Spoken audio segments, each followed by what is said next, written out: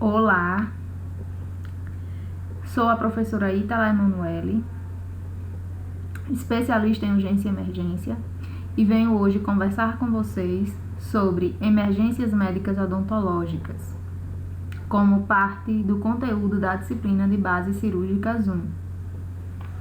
Então, esta disciplina tem como propósito orientar os acadêmicos do curso de odontologia para atuarem na primeira abordagem nas situações de urgência e emergências médicas, prestando os primeiros e fundamentais cuidados, embasados na teoria, para servir de fundamentos na prática dos primeiros socorros.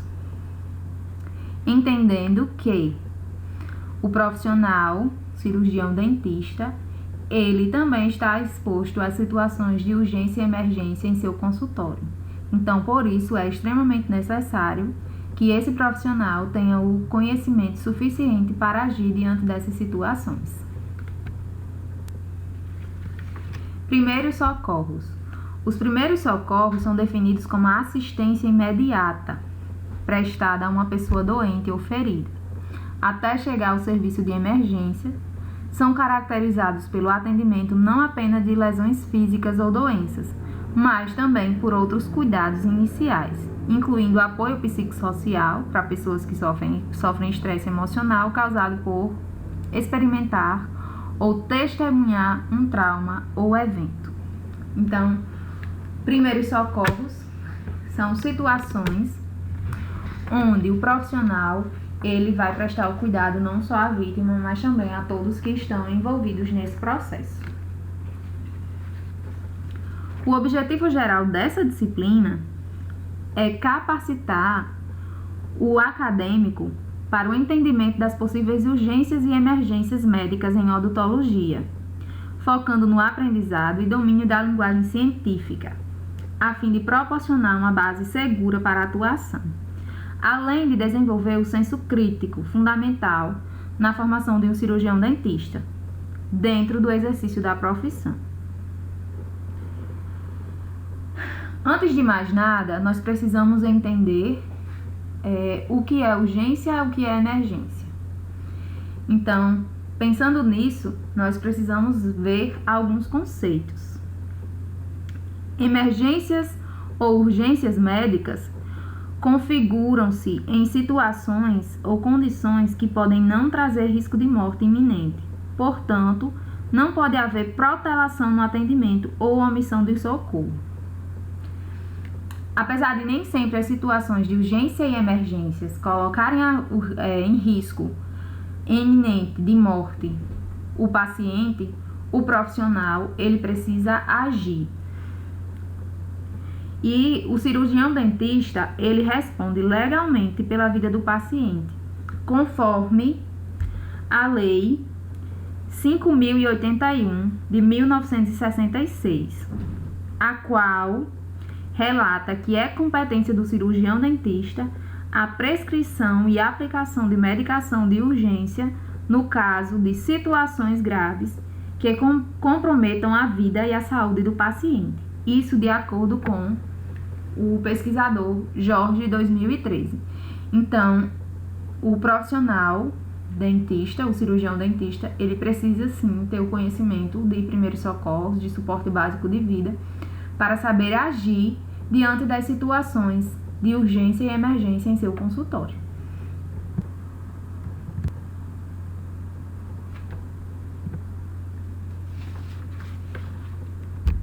As situações de urgência e emergências médicas podem ser presenciadas no ambiente da prática odontológica.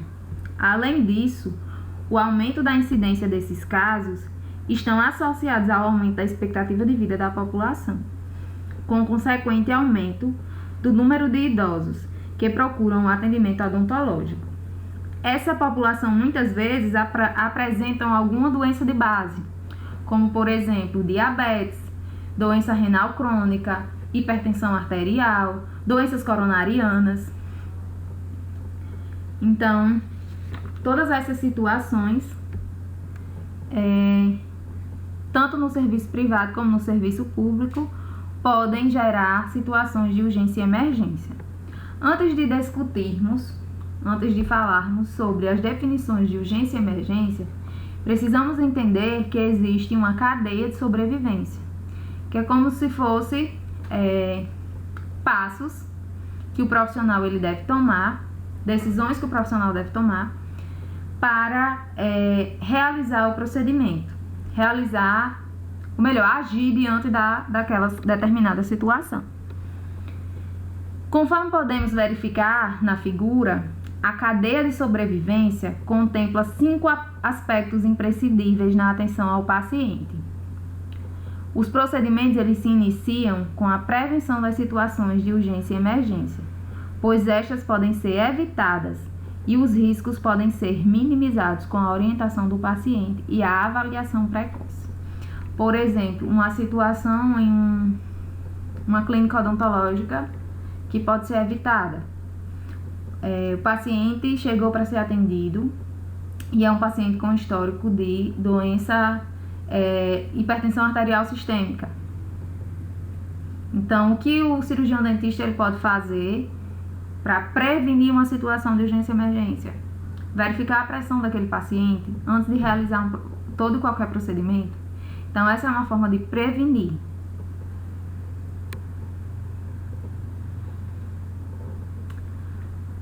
O segundo passo, representa o reconhecimento precoce, o qual deve ser realizado rapidamente, para que se siga uma sequência e se acione o serviço de emergência.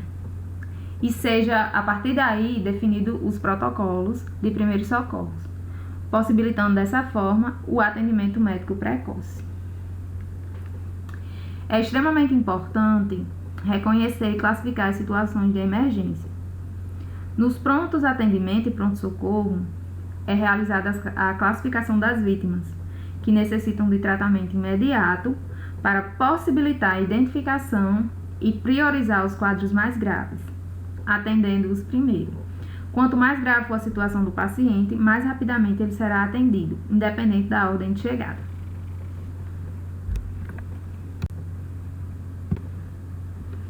Urgência e emergência. Situações em que são consideradas urgência e emergência. As urgências são as situações de lipotimia, que é aquela sensação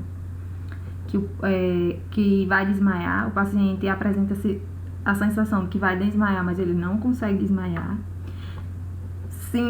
Síncope, que é o próprio desmaio, e hipoglicemia, que é quando o paciente ele tem os níveis glicêmicos, abaixo do normal, por situações em que ele passou muito tempo sem se alimentar ou situações em que ele está com bastante medo. Emergências. O que é considerado uma emergência? Um infarto agudo do miocárdio, uma parada cardiorrespiratória e uma hemorragia intensa. Urgência e emergência. A classificação das situações de urgência e emergência é realizada para facilitar a triagem dos pacientes. Para isso, é importante avaliar o quadro do paciente, os potenciais riscos, a dor e o sofrimento. Tipos e situações na prática odontológica. A incidência das situações de emergência e urgência na prática odontológica parece estar associada ao estresse cirúrgico, que consequentemente pode aumentar a ocorrência de lipotimia, síncope, vasodepressora, síndrome de hiperventilação e alterações cardiovasculares, pulmonares e metabólicas. Então, a exposição a um ambiente odontológico pode gerar todas essas alterações, claro, somando-se as doenças de base do paciente, pode causar essas alterações na prática odontológica. Tipos de situações na prática odontológica. Quais são as situações de urgência e emergência que podem acontecer no ambiente odontológico, numa clínica odontológica? Lipotimia e síncope, reação anafilática, que é uma reação alérgica aos anestésicos ou a qualquer outra medicação utilizada, superdosagem de anestésico, reação alérgica moderada, angina, hipotensão ortostática, parada cardíaca, acidente vascular cerebral, infarto agudo do miocárdio e hipoglicemia. Então, essas são as principais situações de urgência e emergência que podem acontecer na prática odontológica. E aí, antes de nos aprofundarmos sobre a avaliação do paciente, precisamos entender o conceito do atendimento pré-hospitalar. Atendimento pré-hospitalar é o período pré-hospitalar, que compreende os momentos do início dos sintomas até a chegada ao hospital.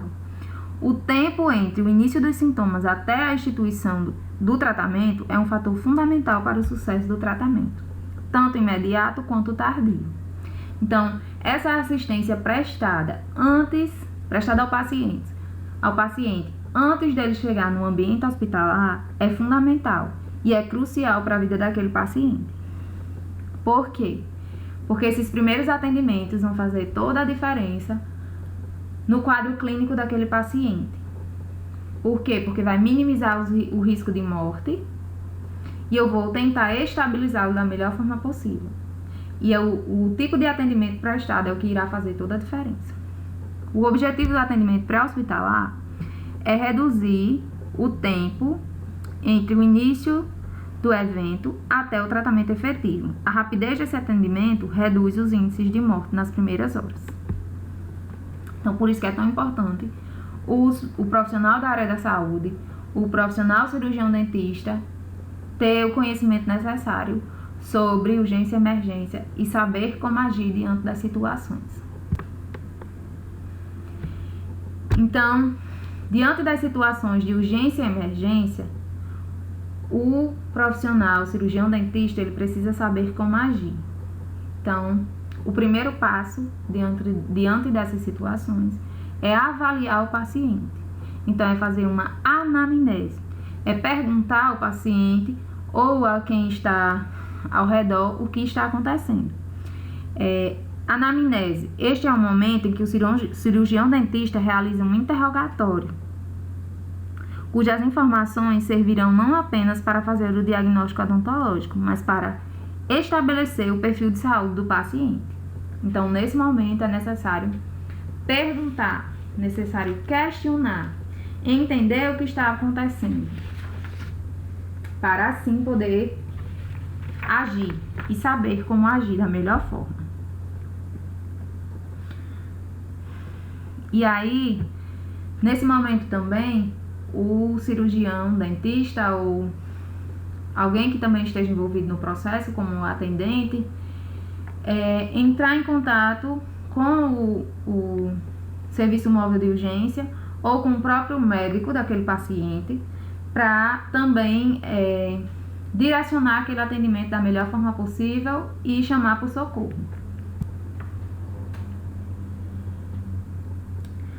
Ainda na avaliação do paciente, após a anamnese, o cirurgião precisa fazer uma avaliação geral do estado do paciente. Inicialmente, avalia-se a responsividade, o estado geral do paciente, orientação temporal e espacial, nível de consciência, sinais vitais e outros sinais e sintomas. O que o profissional ele pode fazer para avaliar esse estado geral do paciente? Chamar o paciente pelo nome. Perguntar: o senhor sabe onde é que o senhor está? E aí, em seguida, verificar os sinais vitais e observar as respostas desse paciente.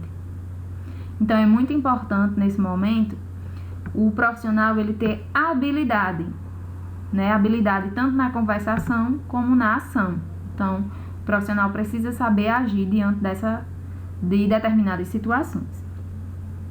E aí, após essas respostas, o profissional ele deve determinar se o paciente encontra-se estável, ou seja, com condições e sinais vitais equilibrados e constantes, ou instável, apresentando alterações lentas ou súbitas das condições e sinais vitais. Por exemplo, paciente que apresentou uma pressão alta, quando verificou a PA, a pressão dele estava um pouco elevada. Paciente que tem dificuldade em responder. Por exemplo, você pergunta o nome dele, ou você chama-o pelo nome e ele não consegue responder, ou ele responde de uma forma lenta, ou ele não abre os olhos para se comunicar. Então, todos esses fatores precisam ser avaliados e observados diante das situações de emergência. Avaliação do paciente, avaliação do estado geral. E aí é importante o profissional saber o que é sinal e o que é sintoma. Então, o que é caracterizado como sinais, né, são situações onde o profissional ele consegue perceber. Sinais são situações que o profissional consegue perceber, como por exemplo a frequência cardíaca. Nós conseguimos verificar a frequência cardíaca do paciente. Pressão arterial, coloração da pele, a gente também consegue perceber quando o paciente apresenta arritmia, quando o coração dele bate de uma forma descompensada, diferente. Então, isso são sinais. E sintomas são aquelas situações onde o paciente nos relata, mas a gente não tem como mensurar, a gente não tem como medir. Como, por exemplo, a dor. O paciente nos diz que está com dor. Nós não temos como mensurar a dor do paciente. Tontura e fraqueza. Outro sintoma que nós não conseguimos visualizar, não conseguimos perceber, não conseguimos mensurar. Então, a diferença de sinais e sintomas é essa. Sinais a gente consegue perceber, é algo que conseguimos verificar, e os sintomas são algo que não conseguimos mensurar. É importante classificar, na avaliação do paciente, é importante classificar de acordo com a classificação da Sociedade Americana dos Anestesiologistas, com o intuito de verificar possíveis riscos em função da anestesia e da extensão do trauma cirúrgico. De acordo com a ASA, a classificação ela se dá de 1 ao 5. E aí a ASA 1 é um paciente saudável. ASA 2, paciente com doença sistêmica leve. ASA 3, paciente com doença sistêmica grave. ASA 4, paciente com doença sistêmica grave que ameaça a vida. ASA 5, paciente moribundo que não tem expectativa de sobrevida sem a cirurgia. E a ASA 6, morte encefálica declarada com potencial doença de órgãos. Então, o paciente ele precisa ser classificado de acordo com a Associação Americana de Anestesiologistas. A avaliação do paciente. E aí, depois que você fez a anamnese, que avaliou o estado geral do paciente, e consequentemente, você deve avaliar a responsividade do paciente. Para avaliar a responsividade, o profissional deve utilizar o estímulo verbal e tátil, chamando o paciente e tocando-o pelos ombros, como mostra aqui a imagem. Após a resposta do paciente, proceda com a avaliação dos sinais vitais. Então, antes de mais nada, você vai chamar o paciente pelo nome, você vai tocar. Seu Francisco, e aí aguarda a resposta. Se for uma resposta positiva, né, se ele consiga responder oi, você prossegue com a avaliação dos sinais vitais. Se for um paciente que ele não consiga responder, até esse momento você já deve ter chamado o socorro e aí segue com os demais atendimentos, né?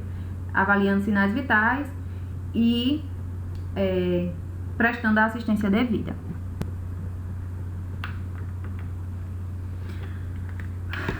Avaliação do paciente, avaliação dos sinais vitais. A avaliação dos sinais vitais é imprescindível, pois estes são indicadores das funções vitais e podem orientar o cirurgião dentista no diagnóstico inicial e no acompanhamento da evolução do quadro clínico do paciente.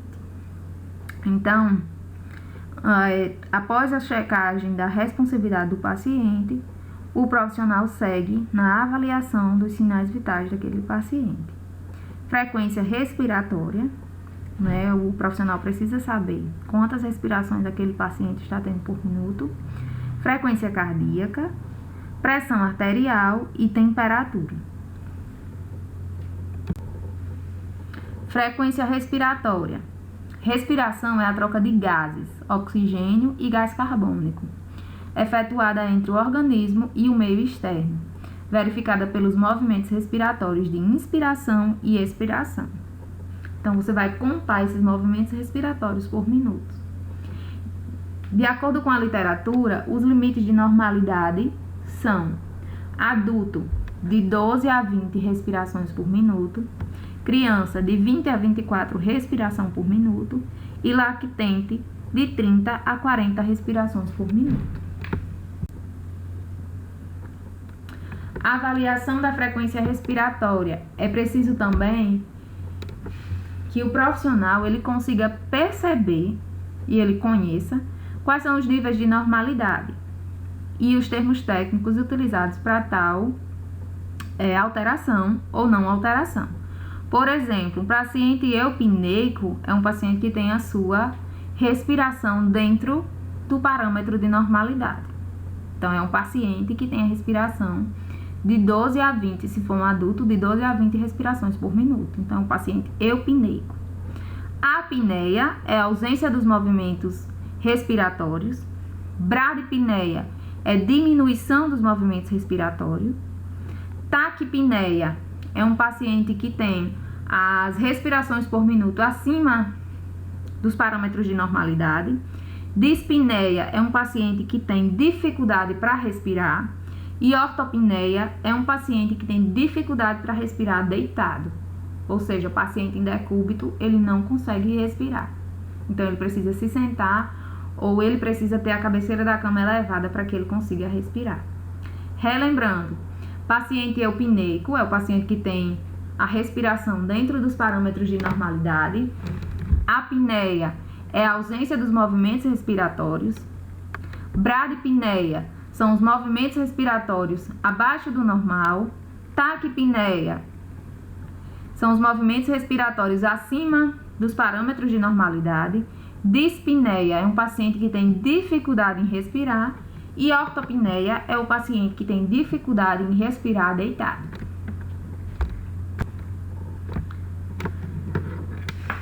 Avaliação da respiração em situação de emergência. Observe-se a elevação do tórax em menos de 10 segundos. Você vai avaliar se há expansibilidade torácica. Caso o paciente tenha respiração, fique ao seu lado e monitore sua evolução. Caso seja necessário, chame ajuda. Se o paciente não estiver respirando ou estiver gaspenhando, chame ajuda imediatamente.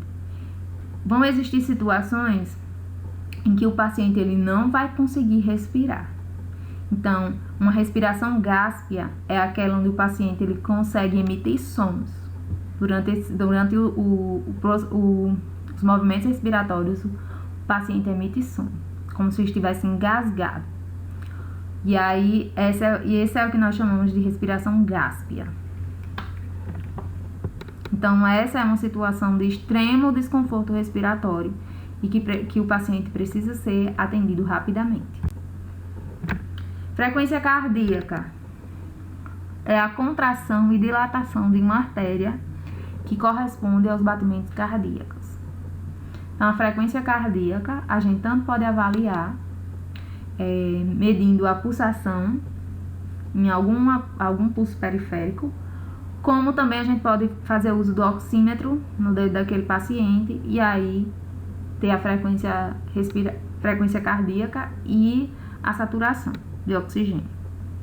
Então, na frequência cardíaca, os limites de normalidade: adulto de 60 a 100 batimentos por minuto, criança de 110 a 115 batimentos por minuto, lactente de 115 a 130 batimentos por minuto e o recém-nascido de 130 a 140 batimentos por minuto. O pulso reflete o ritmo dos batimentos cardíacos e não necessariamente o número de batimentos por minuto. No entanto, a frequência cardíaca refere-se ao número de batimentos por unidade de tempo, geralmente expressos em batimentos por minuto. Avaliação do pulso. A avaliação do pulso em situações de urgência e emergência Nestas situações, a avaliação deve ser rápida, objetiva e, portanto, é recomendado avaliar imediatamente o pulso carotídeo. Por que a gente avalia, no caso nas situações de urgência e emergência, a gente avalia o pulso carotídeo e não o pulso radial ou femoral? A gente avalia o pulso carotídeo porque a gente precisa de uma pulsação central. Então, por isso que a primeira escolha é o pulso carotídeo. Avalie o pulso carotídeo em menos de 10 segundos. Se apresentar pulso, aplique uma ventilação a cada 5 a 6 segundos, mantendo uma frequência de 10 a 12 ventilações por minuto. E cheque o pulso a cada 2 minutos. Se não detectar pulso ou estiver em dúvida, acione o serviço de emergência, solicite ou busque o desfibrilador externo automático, o DEA, e inicie os ciclos de compressões e ventilação. A pulsação cardíaca pode ter as seguintes características: quanto ao ritmo, rítmica ou arrítmica. Rítmica, quando está dentro dos parâmetros de normalidade, quando o coração está batendo no ritmo correto. Arrítmica é quando o coração bate de forma diferente ou fora do ritmo. Quanto a volume, cheio ou fino. Quanto à frequência, bradicardia ou taquicardia. Bradicardia abaixo dos parâmetros de normalidade. Taquicardia acima dos parâmetros de normalidade. Avaliação do paciente, pressão arterial. É a força exercida pelo sangue circulante sobre as artérias, a qual depende da força de contração, quantidade de sangue circulante e resistência das paredes dos vasos. É obtida por meio de 2 valores: a pressão arterial sistólica, que é considerada a máxima. Os limites de normalidade são de 90 a 140 milímetros de mercúrio, e a pressão arterial diastólica, que é considerada a mínima. Limites de normalidade de 60 a 90 milímetros de mercúrio. A avaliação do paciente. A avaliação da pressão arterial. O paciente ele pode apresentar-se normotenso, quando está dentro dos parâmetros de normalidade, pico hipertensivo, quando está acima do parâmetro de normalidade, e hipotenso, quando está abaixo. Lembrando, pessoal, que ao avaliar a pressão arterial do paciente, nós usamos como base o que é preconizado pela diretriz do Ministério da Saúde. Então, nós seguimos toda a sequência orientada pelo Ministério da Saúde ao verificar uma pressão arterial. A avaliação da pressão arterial deve ser realizada conforme as recomendações da Diretriz Brasileira de Hipertensão Arterial. Para a medição da PA, podem ser utilizados esfigmomanômetros manuais. Lembrando que a pressão arterial ela só é mensurada de forma fidedigna quando nós utilizamos o esfigmomanômetro e também o auxílio do estetoscópio, certo? Procedimentos recomendados para a aferição da pressão arterial. Explicar o procedimento ao paciente. O mesmo deve permanecer em repouso de 3 a 5 minutos. O paciente não pode conversar durante a medição. Você deve certificar-se de que o paciente não está com a bexiga cheia, não praticou exercícios físicos há pelo menos 60 minutos, não ingeriu bebidas alcoólicas, café ou alimentos e não fumou nos 30 minutos anteriores. O paciente deve estar sentado, com pernas descruzadas, pés apoiados no chão, dorso recostado na cadeira e relaxado. O braço deve estar na altura do coração, apoiado com a palma da mão voltada para cima, e as roupas não devem garrotear o membro. O manguito deve ser colocado, sem deixar folgas, de 2 a 3 centímetros acima da fossa cubital. Você deve centralizar o meio da parte compressiva do manguito sobre a artéria braquial. O nível da pressão arterial sistólica deve ser estimado pela palpação do pulso radial. A campânula ou diafragma do estetoscópio não devem promover compressão excessiva. Você deve inflar rapidamente até ultrapassar de 20 a 30 milímetros do mercúrio o nível estimado da pressão sistólica, obtido pela palpação. A deflação deve ser lenta, velocidade de 2 milímetros de mercúrio por segundo.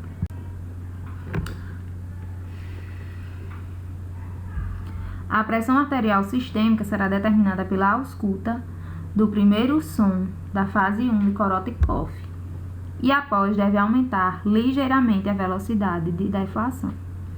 Determinar a pressão diastólica no desaparecimento dos sons, que aí é considerada a quinta fase do Korotikoff.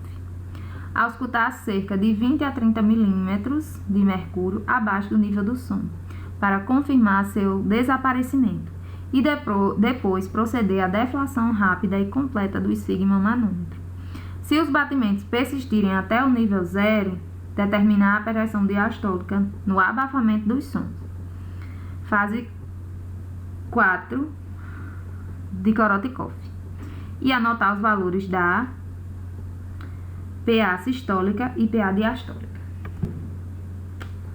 Realizar pelo menos 2 medições com intervalo em torno de 1 minuto. De medições adicionais deverão ser realizadas se as 2 primeiras forem muito diferentes. Caso julgue adequado, considere a média das medidas. Medir a pressão em ambos os braços na primeira consulta e usar o valor do braço onde foi obtida a maior pressão como referência. Então, pessoal, tudo isso é de acordo com a diretriz do Ministério da Saúde, certo? Entendendo que a gente adapta essa realidade à urgência e emergência. Em que sentido?